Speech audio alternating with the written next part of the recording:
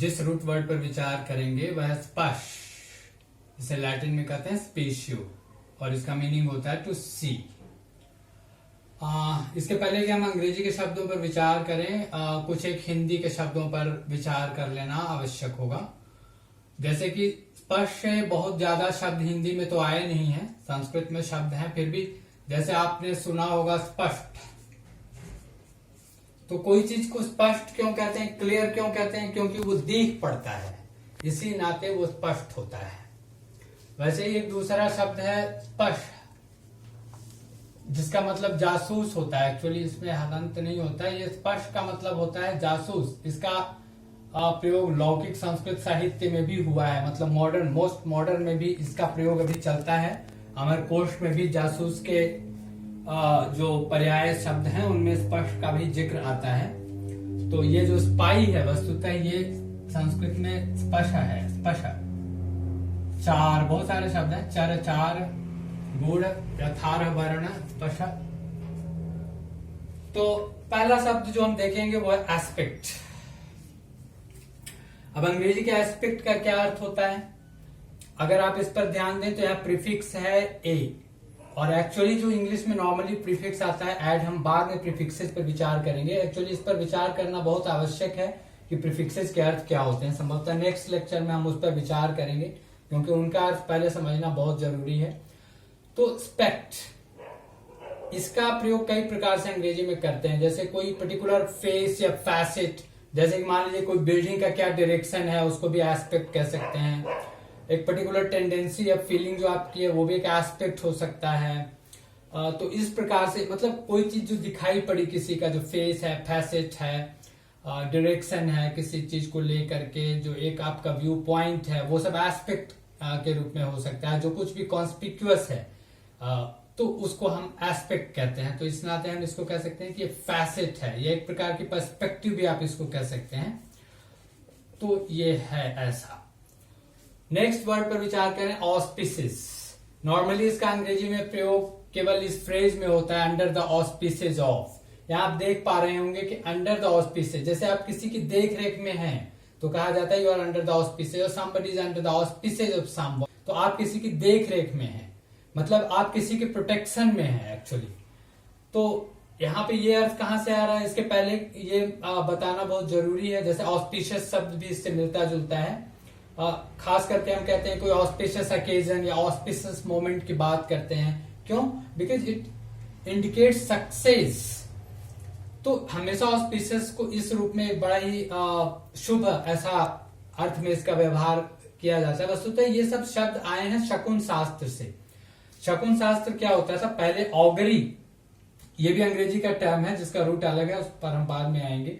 मतलब उसमें चिड़िया कैसे उड़ती है या उड़ी तो क्या उसके परिणाम होंगे, इन चीजों को पहले देखा जाता था। पूरी दुनिया में इस तरह की चीजें प्रचलित थी। तो ऑस्पिशियस उसी को देख करके, मतलब ऐसे कोई चिड़िया उड़ी, कोई चिड़िया अभी उड़ी, कौन सी चिड़िया गई, उसके आधार पर निष्कर्ष निकालते थे। और कोई भी ओकेजन या मोमेंट ऑस्पिशियस है कि नहीं, वो चिड़िया कैसे बैठी वगैरह वगैरह, तो वो हम सारे निष्कर्ष निकालते थे। तो उससे ये सभी शब्द आए हैं। और हालांकि इसका जो मीनिंग है वो शुभता वाला है, मतलब ये ऑलवेज सक्सेस की ओर इंडिकेट करता है। तो इस प्रकार का कोई ऑस्पिशियस मोमेंट या कोई ऑस्पिशियस ओकेजन, जैसे मैरिज वगैरह को भी हम ऐसे बोलते हैं कि एट दिस ऑस्पिशियस मोमेंट और ओकेजन वगैरह वगैरह। अब चौथे शब्द पर विचार करें, कॉन्स्पिक्यूअस। इसका मतलब क्या है? Clearly visible. कन मतलब साथ साथ, तो कॉन्स्पिक्यूअस मतलब साफ साफ दिखाई पड़ना, ये साफ, विजन बहुत ही क्लियर है। इसी से नाउन बनता है कंस्पिक्यूटी। अच्छा, यहां पर एक इंपॉर्टेंट में फ्रेज पर भी विचार हम लोग कर लें। अंग्रेजी में एक प्रयोग होता है, something is conspicuous by its absence. इसका मतलब ये होता है कि कोई चीज जो होनी चाहिए थी वहां पर नहीं है। जैसे आप कोई चीज देखते हैं, कहते हैं नहीं भाई ये होना चाहिए था, ये यहाँ पर नहीं है, तो आप कह सकते हैं कि it is conspicuous by its absence. इस तरीके का, where it was most probable but it is not there, then it is said to be conspicuous by it is, or something is conspicuous by its absence. The next word is despise. D means despise. यहां पर फिर से एक prefix है। इसका मतलब actual literal meaning होता है टू लुक डाउन अपॉन। अगर आप किसी से कंटेम्प्ट की फीलिंग है, घृणा है थोड़ा, तो आप डिस्पाइज करते हैं, you may despise somebody. For example modern students despise Euclidean geometry because there are other geometries, for example Cartesian coordinate geometry. So इसी से एडजेक्टिव बनता है despicable। तो अगर कोई चीज घृण्य घृणित है अगर, तो आप कहते हैं कि despicable है, you look down upon it। और उसके बाद शब्द आता है spy। स्पाई का सीधा मतलब ही होता है, एक्चुअली ये जो शब्द आया है ये फ्रेंच से आया है, मतलब लैटिन के थ्रू फ्रेंच से spy to catch sight of. अगर आप कोई चीज अचानक देखते हैं तो वो कहते हैं स्पाई। ये वर्बल यूज है इंग्लिश में। For example you might have spied meteor in the sky. उसी तरह से स्पाई शब्द भी इसी से आया है जिसका अर्थ स्पष्ट जासूस होता है। इसके बाद देखें जो नेक्स्ट टर्म है इंस्पेक्ट। यहां पर भी प्रीफिक्स पर विचार करें। इन का मतलब क्या होता है, आप अगर अंदर से किसी चीज की छानबीन करते हैं, देखते हैं किसी चीज को अंदर से गहराई में जाकर के, तो आप एक्चुअली इंस्पेक्ट कर रहे होते हैं। Means you look into the matter. आप गहराई से अंदर जाकर के चीजों को देखते हैं। लेकिन वही देखना अगर आपका छिप छिप करके होता है, नीचे से होता है, तो आप क्या करते हैं, आप सस्पेक्ट करते हैं, कहीं ना कहीं आप डाउट करते हैं, या एक प्रकार से आप शंकालु हैं, आप सस्पिशियस हैं, जिसको ये भी शब्द इसी से आया है, suspicious. You are suspicious, actually you look from under cover. Okay, then ये सस्पेक्ट, एक डाउट और सस्पिशियस, ये शब्द ऐसे आया। उसके बाद शब्द है इंट्रोस्पेक्ट। जब आप इंट्रोस्पेक्ट करते हैं तो क्या करते हैं, आप अपने ही अंदर झांकते हैं। आप अंदर झांकते हैं कि भाई हमारी हालत क्या है, हम कैसे हैं, ठीक ठाक चल रहा है कि नहीं चल रहा है, हमको क्या सुधार करना चाहिए, is there any room for mending my ways. तो आप क्या करते हैं, आप इंट्रोस्पेक्ट करते हैं। ये एक साइकोलॉजिकल प्रोसेस हो सकता है हमारे जीवन को के उन्नयन के लिए, उसमें सुधार के लिए। तो उसी तरह से दूसरा शब्द है रेट्रोस्पेक्ट। रेट्रो का मतलब क्या होता है, बैक। आप जब बैक देखते हैं, व्हेन यू लुक बैक, तो आप क्या करते हैं, रेट्रोस्पेक्ट करते हैं। अंग्रेजी में इसका बहुत सारा प्रयोग जब इस रूप में होता है तो इस रूप में करते हैं, इन retrospect. In retrospect I can say that my decision is right. जैसे अगर मैं पीछे देखूं तो मैं कह सकता हूं कि मेरे जो डिसीजंस हैं वो सही हैं। उसी प्रकार से और जो शब्द इससे बन सकते हैं आप वो बना सकते हैं। इसमें सारे शब्द मैंने छोड़ दिए, जैसे इंट्रोस्पेक्शन, रेट्रोस्पेक्शन वगैरह वगैरह। ये सब जो शब्द बन सकते हैं उनको हम यहां पर नहीं ले रहे हैं। नेक्स्ट वर्ड है prospect. Here the prefix pro means to forward. हम आपको बतलाएंगे ये वस्तुतः संस्कृत शब्द जो प्र है इसी का समानार्थी है। जैसे प्रगति वगैरह में आया है, तो प्रोस्पेक्ट मतलब आगे की ओर जो देखने की बात हो रही है। जैसे हम कहते हैं किसी कंपनी का प्रोस्पेक्ट क्या है, तो वस्तुतः आप उसके फ्यूचर की बात कर रहे होते हैं।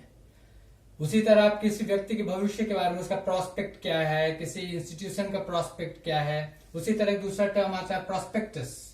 जब आप किसी इंस्टीट्यूशन के प्रोस्पेक्टस की बात करते हैं तो आप ये उसका एम क्या है, कंपनी का एम क्या है, इंस्टीट्यूशन का एम क्या है, वो उसमें लिखा हो सकता है। उसमें ये लिखा हो सकता है कि उसके करिकुलम क्या है इंस्टीट्यूशंस के, वो किस तरीके से आगे अपना जो कुछ भी चीजें उनको वर्कआउट उनको करना है, उन सारी चीजों की जानकारी आपको मिलेगी।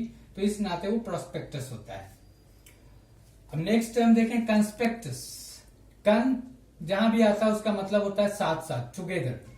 तो कंस्पेक्टस जब साथ साथ चीजों को आप देख पाते हैं, तो ऐसा कोई भी एक समरी हो सकती है, एक ओवरव्यू हो सकता है, उसको कंस्पेक्टस कहते हैं। जब चीजें साथ साथ सामने में लिखी हुई हो तो that is conspectus, means a summary. And the next term is perspective. Per means through. You see through means you may have having a clear vision. For example, or rather, actually perspective जिसको आप कहते हैं हिंदी में नजरिया। तो एक नजरिया जैसे एक पर्टिकुलर व्यू पॉइंट जिसको आप कह सकते हैं किसी चीज को देखने का, वो पर्सपेक्टिव कहलाता है। वैसे इसके और भी बहुत सारे मीनिंग है। जैसे एक तो ये है कि किसी 3D ऑब्जेक्ट को आप किसी सरफेस पर यानी 2D सरफेस पर आप कैसे डिलिनिएट कर सकते हैं, उसके डिफरेंट हाइट, डेप्थ, विड्थ वगैरह के साथ वो सब दिखाई पड़े ऐसा, तो तो ये जो एक आर्ट है उसको भी पर्सपेक्टिव कहा जाता है। अब नेक्स्ट टर्म ले पर्सपेक्स। अभी जैसे क्या होता है, ग्लास वगैरह ब्रिटल होते हैं, अगर थोड़ा भी उनको गिर जाए तो टूट फूट जाता है, तो उसके बदले में आज हमने ऐसे प्लास्टिक का आविष्कार किया है जो ऐसा ही ट्रांसपेरेंट होता है और ग्लास की तरह देखने में लगता है, लेकिन वो प्लास्टिक होता है। तो वो इसका नाम हमने रखा है Perspex, because you can see through it because it is transparent. So it's a type of plastic, actually it's a kind of plastic. The next term is perspicacious. Perspicacious means through, per means through, आप देख सकते हैं, मतलब perspicacious means you have the ability to see through, means you are wise enough, you are witty enough to make sense of whatever thing is, I mean you have clarity enough to understand things. If you have this kind of understanding, you may be said to be perspicacious. So a man is perspicacious means he readily understands things. But perspicuous is a thing. For example, your expression may be perspicuous, means whatever you say is clearly understandable or clearly understood. So a man may be perspicacious. A man may be perspicacious, but his expression will be perspicuous. So see the difference in meaning. So a man may be perspicacious means may be wise enough to understand things quickly, but his expression should be perspicuous, means so clear, so lucid that an interlocutor or a person who hears him or listens to him should be able to understand him easily. That is the meaning of perspicuous. The expression is perspicuous. And the next word is respect. See, re means again. Spect. अगर आप किसी को फिर से देखते हैं, वास्तव में किसी को फिर से देखना, तो यहाँ एक वो सेंस आता है कि भाई आप किसी को रेस्पेक्ट कर रहे हैं। आप किसी को बार बार देखते हैं, मतलब आपका ध्यान उधर की ओर जाता है, आप एक डिफरेंस के भाव से देखते हैं। दरअसल ये यहाँ पर सेंस है। आप देखेंगे कि बहुत सारा जो भी सेंस होता है लैंग्वेज में, वर्ड्स में, वो एक इमोशनल सेंस होता है, और जो इमोशंस आप कह सकते हैं, जो इमोशंस के थ्रू जो हम सेंस अटैच करते हैं, सब जगह सेंस ऐसे ही बना करते हैं। तो हमारा ध्यान उस मोशन पर होना चाहिए, means revere. If you respect somebody means you revere him. And the next word is speculum. Speculum means normally mirror. In Latin, speculum means mirror. Even in older English, this term has been used, but now it is rather obsolete in its sense.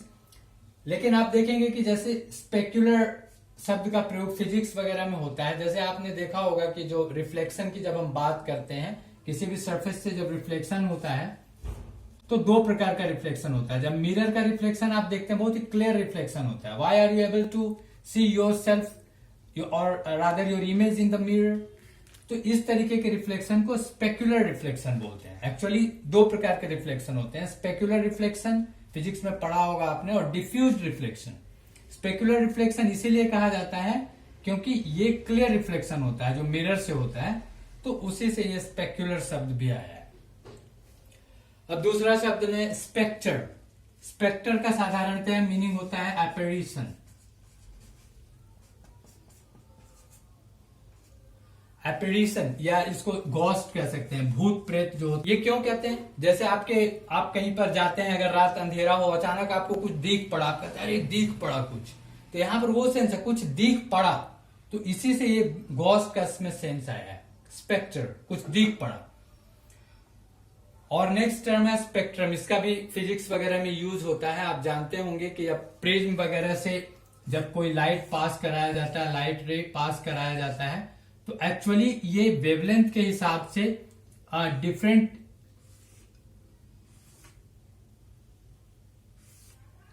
Colours में टूट जाते हैं। आप जानते होंगे कि ये 7 different wavelength में ये टूट जाता है। तो इसको जो है, इस पूरे को ये स्पेक्ट्रम कहते हैं। ये एक तरीके का यूं कहें कि एक बैंड ऑफ विजन आप कह सकते हैं कि एक बैंड ऑफ विजन है यहां पर, तो वो पूरा का पूरा इसको स्पेक्ट्रम कहा जाता है। और स्पेक्ट्रोमीटर वो इंस्ट्रूमेंट होता है जो स्पेक्ट्रम से रिलेटेड मीन्स लाइट के इस डिफ्लेक्शन से रिलेटेड चीजों के मेजरमेंट के लिए इसका प्रयोग किया जाता है, तो उसको स्पेक्ट्रोमीटर कहते हैं। And the next word is species. You know what is species? Species इसको कैसे समझ सकते हैं, जैसे ये कोई लिविंग ऑर्गेनिज्म जो होता है which are capable of interbreeding. आप जानते हैं कि डिफरेंट प्रकार के जीव जंतु आपस में प्रजनन वगैरह नहीं कर सकते, वो नई प्रजातियों को पैदा नहीं कर सकते। तो स्पीसीज वो उसको कहते हैं कि जो which are capable of interbreeding, और वो नई अपने ही बच्चों को जन्म देते हैं। तो जैसे man is a type of species, buffalo is a species. अब बफलो और काऊ के बीच में तो आपस में इंटरब्रीडिंग नहीं हो सकती, तो इसको स्पीसीज कहते हैं। क्यों कहते हैं? क्योंकि अपीयरेंस, एक डिफरेंट अपीयरेंस है, बस इतना ही इसका सेंस है, लिटरली इतना ही सेंस है, एक डिफरेंट अपीयरेंस है, that is why it is species. अब देखें, इससे जो पैदा होने वाले टर्म है वो बहुत सारे हैं, इस पर हमको ध्यान देना हो। जैसे आप कहते हैं स्पेसिफिक, तो स्पेसिफिक का मतलब एक खास हो गया, क्योंकि खास तरह के स्पीसीज से रिलेटेड है। अब ये अलग बात है कि इसका जब आप मीनिंग जिसको कहते हैं मेटाफोरिकली, आप बहुत सारे सेंस में प्रयोग करते हैं, जो कि ऑब्जेक्ट ओरिएंटेड भी हो सकता है। स्पेसिफिक जरूरी नहीं है कि वो किसी जीव जंतु से ही रिलेटेड हो। तो मैं हमेशा कहता हूं कि वर्ड्स जो है मेटाफोरिक होते हैं, हमेशा मेटाफोरिक सेंस कन्वे करते हैं, बियर करते हैं, कैरी करते हैं, इसको हमको समझना चाहिए।